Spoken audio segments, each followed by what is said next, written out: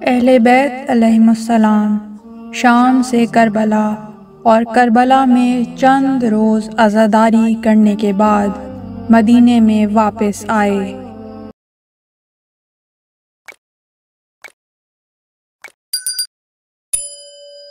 جس دن اہل بیت علیہم السلام کے پردہ دار حسرتوں اور دکھوں سے مدینے میں داخل ہوئے، مدینے میں ایسا سوگ کا عالم تھا کہ مدینے کے دروازے سے لے کر قبر رسول تک موجود عزاداروں کے گریہ و بین کو سن کے غم و اندوہ سے کلیجہ پھٹا جاتا تھا۔ مرد امام زین العابدین علیہ السلام کے گرد اور عورتیں دختران بطول کے ارد گرد جمع ہو کر گریہ و زاری میں مشغول تھیں۔ اہل حرم سیدھے رسول خدا صلی اللہ علیہ وآلہ وسلم کی مسجد نبوی میں گئے۔ وہاں اہل بیت علیہم السلام نے ظالموں کے ظلم کا شکوہ کیا، پھر وہاں سے جناب زہرا کی قبر پر پہنچے، اور یہ تو مسلم ہے کہ بیٹی اپنے دکھ درد سوائے ماں کے اور کسی سے نہیں کہتی، اور ماں سے کوئی دکھ نہیں چھپاتی۔ جب بی بی زینب سلام اللہ علیہا کی نظر ماں کی قبر پر پڑی تو جگر سے صدائے درد نکلی، اور واہ حسینہ کہہ کے ماں کی قبر پر گر پڑی۔ پھر بین کر کے فرمایا، مادر گرامی، میں حسین کو ساتھ لے کر گئی تھی، لیکن اب حسین کو واپس نہیں لا سکی، البتہ حسین کی ایک نشانی لائی ہوں۔ اور پھر امام حسین علیہ السلام کا خون آلود پیرہن نکالا اور قبر پر رکھ دیا اور عرض کیا، مادر گرامی، یہ آپ کے فرزند حسین کی نشانی ہے، اور اگر مجھ سے پوچھو کہ ہم پہ کیا گزری تو اتنا عرض ہے کہ ہمیں ترک و دیلم کے قیدیوں کی طرح قیدی بنا کر شہر در شہر پھرایا گیا، اور مصائب و تکلیف کا کوئی پہاڑ ایسا نہ تھا جو ہم پہ توڑا نہ گیا ہو۔ فاطمۃ الزہرا کی قبر پہ لرزہ طاری ہوا، بی بی کی قبر شق ہوئی اور وہ پیرہن قبر کے اندر چلا گیا۔ اب وہ پیرہن بی بی کے پاس ہے، روز قیامت اسی پیرہن کے ساتھ دربار توحید میں آئیں گی۔ صاحب مخزن البکا رقم طراز ہیں۔ جب اہل بیت علیہم السلام گریہ وزاری اور ماتم میں مصروف تھے تو ام المومنین جناب ام سلمہ نے خون کی ایک شیشی اٹھائی، اور ایک ہاتھ میں یہ شیشی تھی اور دوسرے ہاتھ سے بیمار فاطمہ صغریٰ کو پکڑا ہوا تھا۔ بیماری کی وجہ سے جناب فاطمہ صغریٰ کے چہرے کا رنگ زرد تھا، جسم کانپ رہا تھا، اور آنسو بارش کے قطرات کی طرح گر رہے تھے۔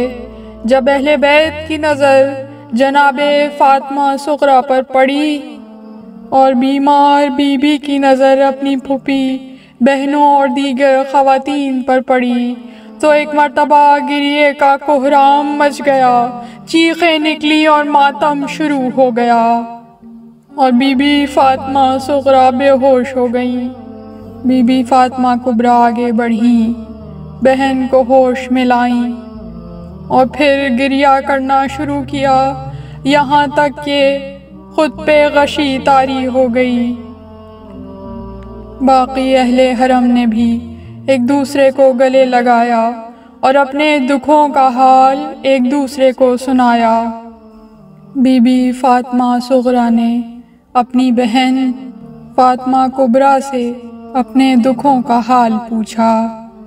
جناب فاطمہ کبریٰ نے زبان حال سے یہ مرثیہ پڑھا، اے بہن، میں آپ سے دوری پر نالاں تھی اور دن رات آپ کے غم و فراق میں پریشان تھی۔ آپ میرے دن رات کا پوچھتی ہیں۔ میرا دن ماتم میں گزرتا تھا اور رات کسی خرابہ ویران میں۔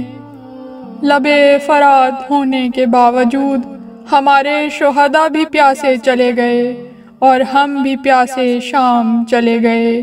ظالموں نے ہمارے بابا کے سر کو نوکے نیزہ پر بلند کیا اور ہم اس نیزے کے پیچھے پیچھے چل رہے تھے، اور اس وقت ہمارا دل پھٹ گیا کہ جب یزید ملعون میرے بابا کے لبوں پر چھڑی مار رہا تھا۔ مخزن البکا میں ہے کہ جب اہل بیت شام غم انجام دے کر مدینے کی طرف آئے اور مدینے کے نزدیک پہنچے تو بشیر امام سجاد علیہ السلام کے حکم سے مدینے میں وارد ہوا اور اہل مدینہ کو اہل بیت کی آمد کی اطلاع دی تو ہر طرف آہو فریاد اور گریہ وزاری، واہ حسینہ، واہ غریبہ، واہ شہیدہ کے بین کرتے ہوئے مرد و عورت، چھوٹے بڑے، حقیر و شریف، ننگے سر ننگے پاؤں، جوق در جوق مدینے کے دروازے کی طرف روتے ہوئے نکلے۔ خصوصاً بنی ہاشم کے رشتہ دار، مستورات اور مرد بڑے غم و اندوہ اور گریہ وزاری میں ڈوبے ہوئے تھے۔ جب یہ خبر جناب محمد حنفیہ کو ملی تو جلدی سے اٹھے، اپنے گھوڑے پر سوار ہوئے اور تیزی سے دروازہ مدینہ کی طرف رخ کیا۔ لوگ بھی حسین حسین کہتے ہوئے ماتم کرتے ہوئے جا رہے تھے۔ بہت ہجوم تھا، چلنا بڑا مشکل تھا۔ جناب محمد حنفیہ بھی آنسو بہاتے اور حسین حسین کرتے ہوئے اس قافلہ گریہ کے پاس پہنچے۔ جب سیاہ علموں اور خیام حسین پر نظر پڑی تو گھوڑے سے زمین پر گر پڑے اور بے ہوش ہو گئے۔ بیمار کربلا خیمے سے باہر آئے اور خود چچا کے پاس پہنچے۔ ان کے سر کو اپنے دامن میں رکھا تو محمد حنفیہ ہوش میں آئے، آنکھ کھولی اور اپنے یتیم بھتیجے کو اپنے سرہانے دیکھا تو دل پر درد سے چیخیں اور فریادیں نکلیں اور فرمایا، یا ابن اخی این اخی، میرے بھتیجے، میرے بھائی کہاں ہیں؟ میرے سر کے تاج حسین کہاں ہیں؟ پھر زور زور سے روتے ہوئے پوچھا، این قرۃ عینی و ثمرۃ فؤادی، این خلیفۃ ابی، این الحسین، میرے آنکھوں کی ٹھنڈک، میرے دل کے میوے، میرے باپ کے خلیفہ امام حسین کہاں ہیں؟ سید سجاد نے کربلا، شام و کوفہ، شہادت و اسیری کے تمام مصائب بیان کیے اور محمد حنفیہ اپنے سر و سینہ پہ ماتم کرتے ہوئے گریہ کرتے رہے۔ آخر ایک بار رو کر فرمایا، اے بھائی حسین، مجھے اس بات نے سب سے زیادہ غمزدہ کیا کہ آپ مدد مانگتے رہے اور کوئی آپ کی مدد کرنے کو نہ تھا۔ حل من ناصر کے استغاثے بلند کرتے رہے اور کسی نے نصرت نہ کی۔ تمام مصائب سے زیادہ یہ دکھ مجھے کھائے جا رہا ہے۔ کاش میں کربلا میں ہوتا اور اپنے بھائی پر جان قربان کرتا۔ خدا آپ کے قاتلوں پر لعنت کرے۔ پھر جناب محمد حنفیہ بہنوں کے پاس آئے تو عورتوں میں قیامت کا شور و غم اور گریہ بلند ہوا، اور محمد حنفیہ کی نظر جناب زینب کبریٰ پر پڑی تو ان کو نہ پہچانا، کیونکہ بہت زیادہ صدمے، مصیبتیں اور دکھ دیکھنے سے چہرے کا رنگ بدل گیا تھا، بال سفید ہو گئے تھے۔ لہٰذا محمد حنفیہ نے تعجب سے پوچھا، انت اختی، کیا آپ میری بہن زینب ہیں؟ بہن کہاں ہیں آپ کے بھائی؟ آپ میرے بھائی کو ساتھ لے گئی تھیں لیکن واپس نہ لائیں۔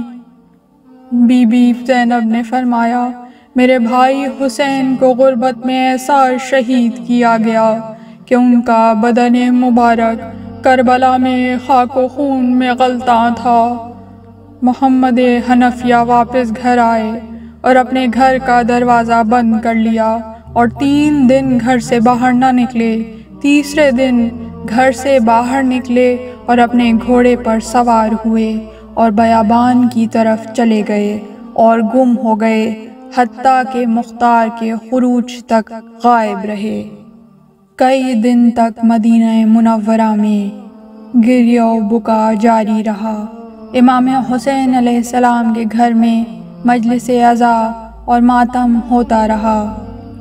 جب کچھ روز گزرنے کے بعد اہل مدینہ کا غم ہلکا ہوا تو بھی اہل بیت حسین کو دن کو چین تھا نہ رات کو سکون۔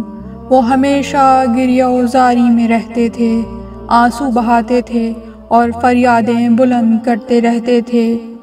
ان کی غذا اور قوت یہی آنسو بہانا تھا، بلکہ اوڑھنا بچھونا یہی آنسو تھے، حتیٰ کہ 7 سال تک اس قدر غم رہا کہ اہل بیت علیہ السلام کے چولہوں سے کسی نے دھواں بلند ہوتے نہ دیکھا، لباس غم پہنے رکھا اور کسی خوشی کی محفل میں شرکت نہیں کی۔ الا لعنت اللہ علی القوم الظالمین۔ پروردگار رحمتیں نازل فرما محمد اور آل محمد پر۔ اللہم صلی علی محمد و آل محمد۔ اس طرح کی مزید تحقیقی، علمی اور تاریخی ویڈیوز دیکھنے کے لیے چینل کو سبسکرائب کیجیے اور بیل آئیکن پہ کلک کیجیے۔